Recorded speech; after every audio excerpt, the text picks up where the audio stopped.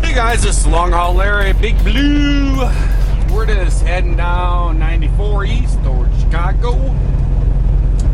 And we're gonna see how many miles it is around a toll road around Chicago.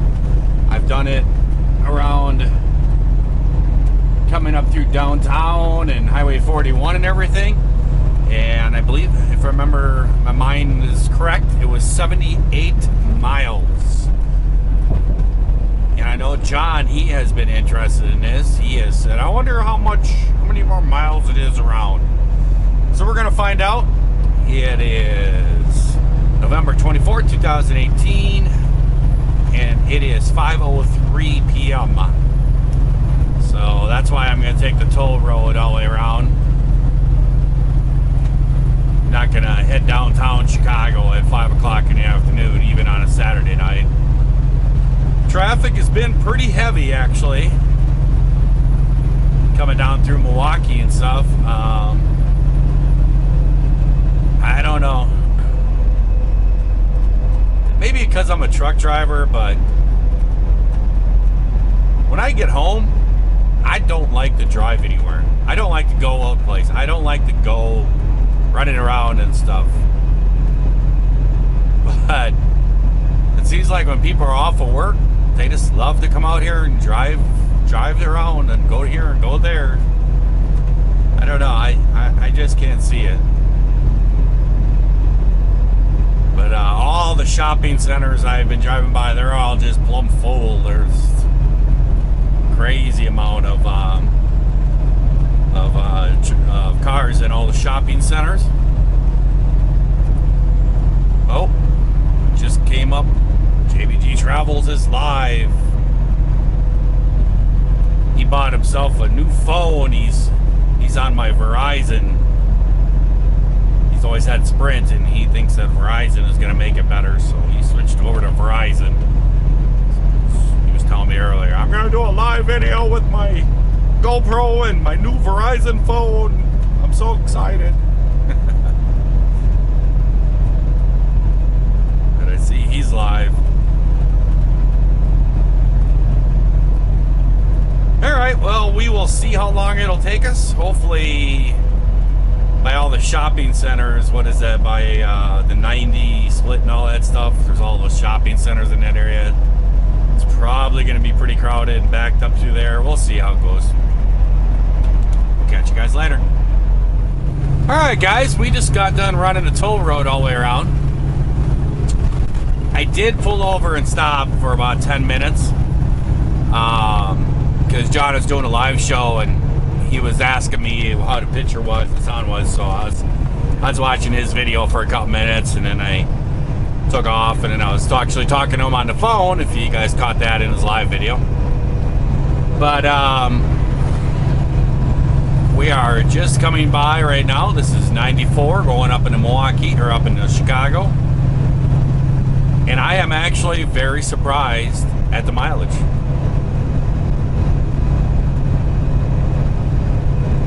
The time is 6:38.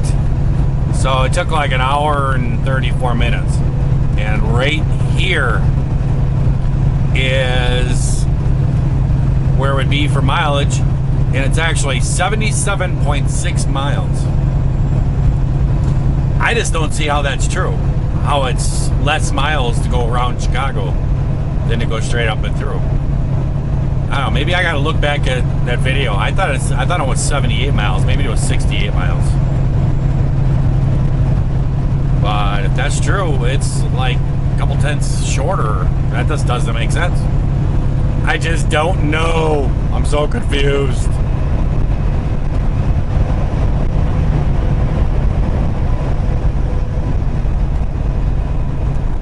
But we are just rolling along. I don't know if you guys can see that moon there. It's kind of a reddish moon.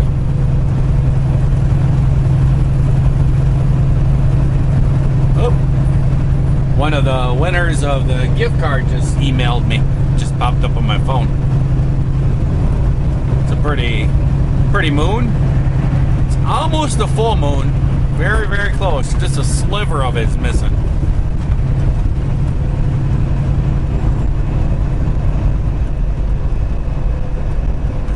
orange.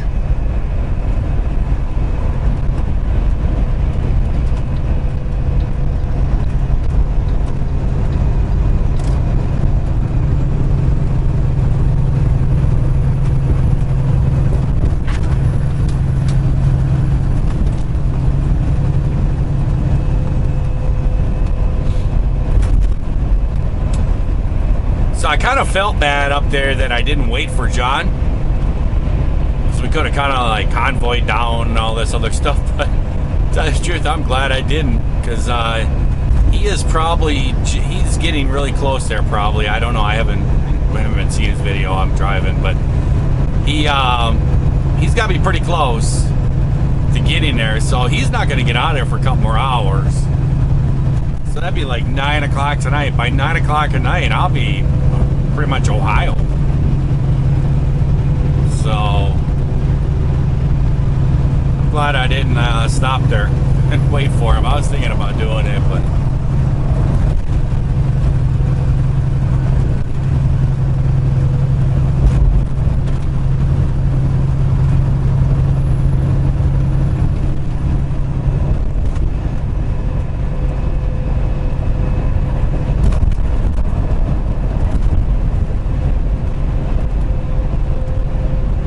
like I was saying on the video with John, he was asking if I was going to be dropping at the yard.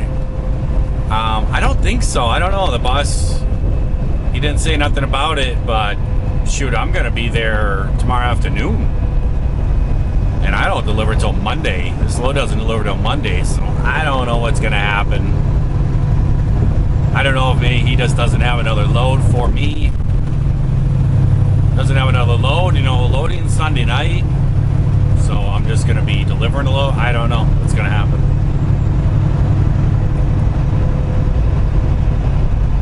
I seem to be the last one to know these things.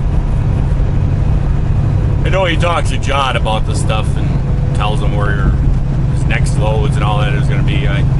He usually don't tell me till right at the last second.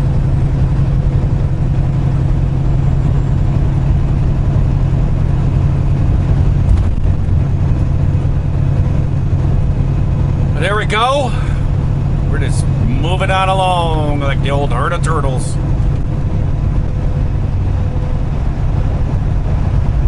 Oh, there's another email from Donald Dooley. He says, somebody, I just caught a glimpse of it when I looked up something about safe travels or something like that on your Nestle load.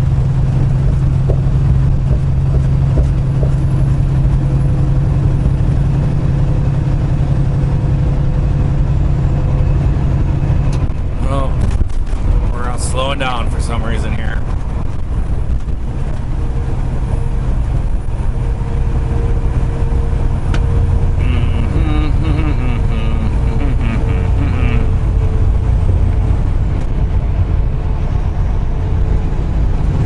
This guy wants over. Okay, you go over there, I'll go over here.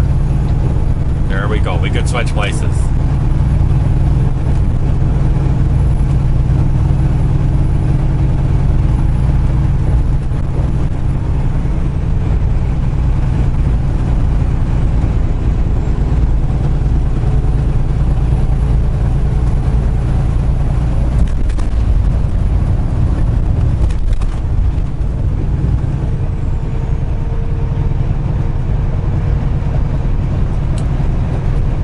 I'm going to, I think that I'm actually just going to run down 65.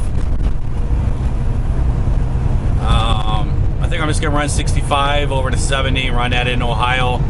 It's Sunday night, scales will be all closed. Just put it to the floor and keep it running. I think that's what I'm going to do. So I'm pretty loaded up. I got like 40,200 some pounds or something like that pizzas. So I think I've said keep it running down the highways here tonight. So maybe I'll bring you guys back down in Indianapolis or something like that. We'll see. Okay. Well, hey guys, here we are, Columbus, Ohio. It is 11:30 p.m. 45 degrees. And we're just rolling along. I got a sneeze that's trying to sneak out. I'm gonna have it in a minute. Feel it coming. There we go. Kind of a half sneeze there. We are just rolling and rolling and rolling, making our miles.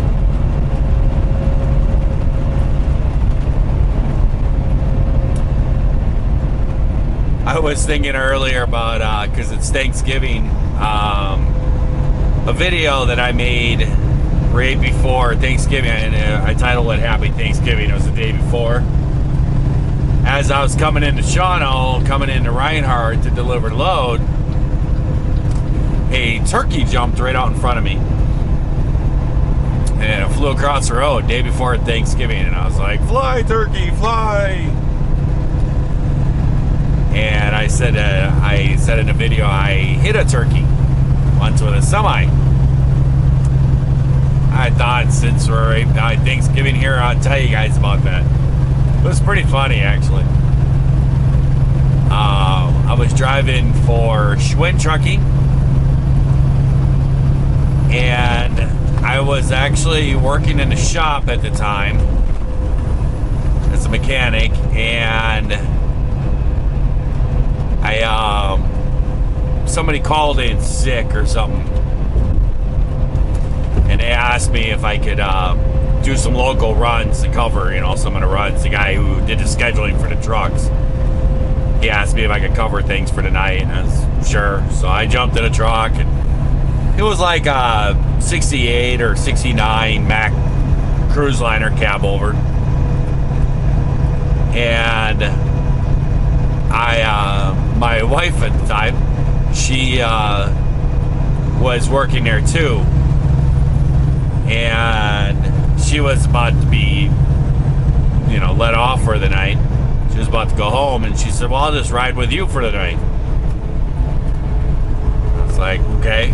So she came out with me, and we were doing these runs, and I would pick up whey, loads of whey. It's liquid whey. And I'd pick up these loads from Baker Cheese, and I would take it to Adel.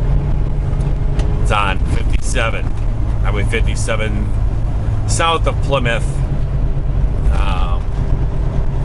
It was only maybe, I don't know, 35, 40 mile run. And they wanted me to do like 3 or 4 of these runs or something to help cover some stuff. So I was running back and forth, and I grew up, out there, and so I kind of knew the back roads, which way to go. And I got loaded on one of these loads, and the tankers, they're a food tanker, so they don't have baffles in them because they have to be washed and everything else. I don't know what this guy's doing, what the star guy's doing. He keeps slowing down. I don't know why.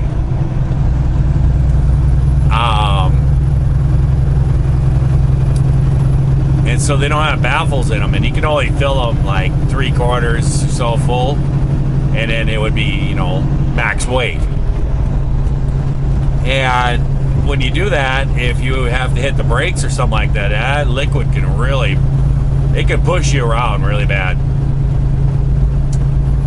And so I was running along, and I was running down this back road, and it was County U or whatever. Yeah, it was County U. And I was running this back road, and there's a prison back there. And I was running right in front of there, and right around that prison there is a lot of animals. There's a lot of deer, there's a lot of turkeys and all kinds of stuff, because nobody could hunt back around the prison. So, nothing ever gets shot around here, so there's quite a bit of wildlife. And I just drove past the prison a little ways, maybe a couple 100 feet, and I saw it was just starting to get a little dark out, and I saw a turkey jump out up ahead of me, and I was like, oh boy. And my wife looked up, And one turkey jumped out, another turkey jumped out, another turkey jumped out, another turkey. It was the whole line of them was running up out of the ditch. And there was like 5 of them running up out of the ditch. And I was kind of timing it and stuff, and I thought, I think I'm gonna miss it. And I went over onto the other side of the road, and they were running across the road. And I thought, I'm just gonna miss them. And the 5th turkey ran across, and I was just gonna go right behind him. It was gonna be all good. And then one little straggler decided to come out.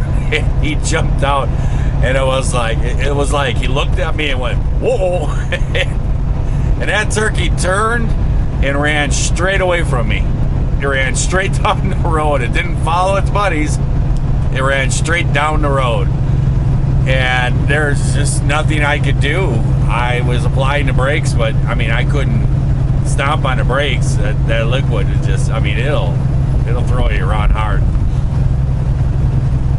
And this turkey's running for its dear life, and the truck is gaining on it. And then just before I hit it, that turkey it took off. It flew. And turkeys really don't fly very much. They mostly kind of glide. They'll take off, and they'll get a little bit of air, but then they mostly just glide. And that turkey took off running, and it took off flying just before I hit it, and then wham! I hit that turkey. And I was like, ouch. And I'm looking back at my mirrors on each side. I'm looking for feathers and everything else be flying out in front of the truck. And he had these big chrome Texas bumpers on the front of these trucks. And I figured that's what I hit it with. And I was looking around, no feathers. And I said to my wife, I said, where'd it come out? I haven't seen it come out. And then I heard this noise, and it was like, and I was like, what in the heck is that? And I was like, I don't know. And I started looking around and everything, and on the front of the truck there was the grill, and right below the windshield there was a chrome bulldog that stuck out. And then all of a sudden I saw it, and I leaned up and looked, and that turkey had its butt right in the grill of the truck, flapping its wings like no tomorrow, trying to fly. Driving down the road, I started laughing, and the bird was getting higher and higher on the grill of the truck. And my wife, she started screaming. And the turkey came up a little higher, and that bulldog was basically right up the turkey's butt, and it was right in front of the windshield, just flapping like crazy right in front of the windshield. And I'm just laughing, and she's screaming, and so I just kind of tapped the brakes, and the bird kind of flew away about a foot or so, and then it just like tapered off to the side, and it just glided off into the ditch. And I was laughing and everything else, and I kept going. And I got down to Adel, and I looked. The whole grill of that truck was just bent in a U. I mean, it was really bad. And I was like, wow. I mean, you figure those turkeys, are 15, 20 pound birds, and they're pretty much just muscle. That's all. A turkey is just, they are really tough. And there was feathers that were stuck all in the grill and everything, and so I pulled the feathers out, and I tried to pull on the grill a little bit, and because basically it was just like a fake grill, and I tried to pull on it to straighten it a little bit, but I was afraid I was going to pull it off the front end of the truck, so I kind of left it, and I drove back, and when I got back there I had a flashlight with me, and when I came back through there, I pulled over right at the spot, and I looked all down through the ditches. I thought for sure the turkey would be laying there. And I was going to grab it and take it home with me.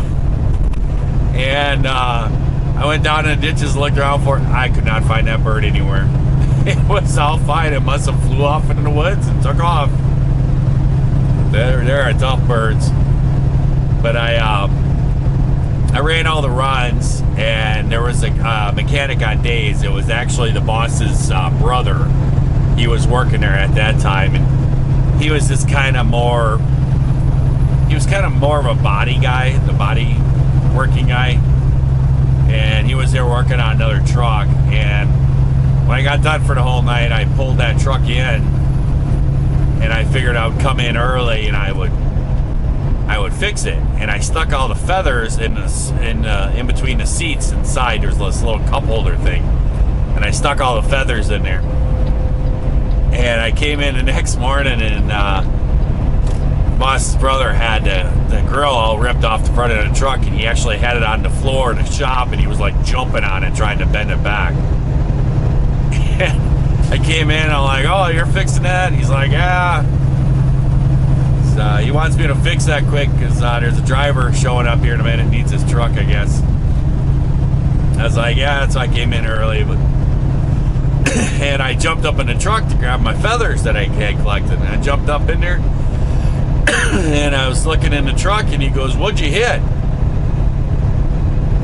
And he goes, "Turkey?" And I looked out at him, and I says, "How would you know that?" And then as I looked up inside the truck, I yelled at him, I said, "Where's my feathers?" And at that time, the boss had come out. He heard, us talking, and he came out of the office. And he goes, "That's my truck. Them are my feathers." He goes, and we all just kind of laughed. So, "What are you going to do with my feathers?" "I'll stick them up on my desk or something." He goes, we just kind of laughed about it. And he goes, "Yeah, them turkeys can do a lot of damage." They are a tough bird, though. My dad he started turkey hunting probably, I would say, in his 60s. He decided that he was going to do turkey hunting, and the DNR, they planted turkeys. It was probably 25 years ago, something like that, around our house. And we really didn't have a lot of turkeys there, and they came in, and the DNR came in, and they planted turkeys in there and tried to manage the flocks and stuff, and it really grew. There's a ton of turkeys out there now. So my dad decided, and they opened up a hunting season for him there, so my dad decided he was going to do turkey hunting. And I helped him do it. He took an old hay wagon, and basically made this box, and we stuck a seat from an old boat that had a swivel on it. We stuck it on top of the box, and we just mounted it on the middle of that wagon.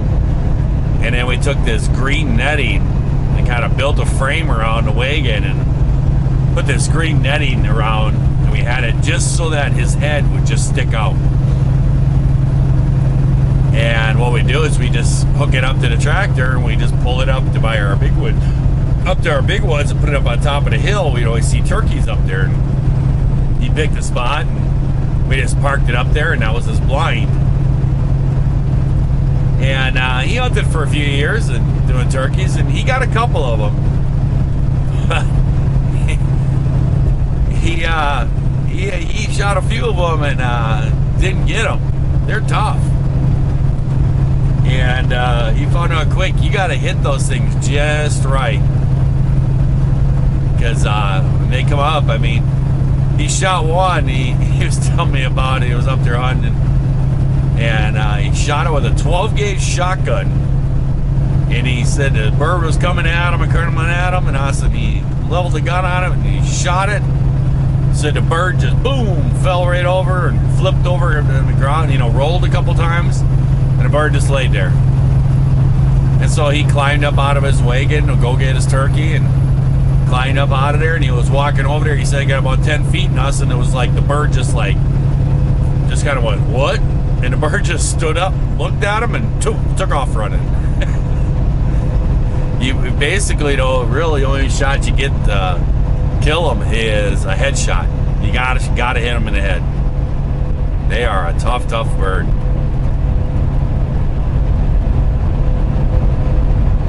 Well, we got ourselves through Columbus, Ohio, and I'll probably just tell you the truth. I'll probably just drive until I find a good place to park. got about a little under 100 miles I can do yet with my logbooks. So within the next hour and a half or so, I just need to find some place that I need to shut her down. So I'll kind of look ahead. I'll probably use my my Trucker Path app here and see if I can find a place to park up here that says they still have parking spots. Then I'll probably shut her down for the night and give me some sleep. Get up in the morning and run her the rest of the way and contact the boss and see if I'm going to Laurel or if I'm dropping at the yard. So I'll let you guys go. I hope everyone out there is having themselves a great day, a great night. You're watching this here video. If you are not, certainly can change it all around and try it all over again tomorrow. I'll catch you guys later. See ya.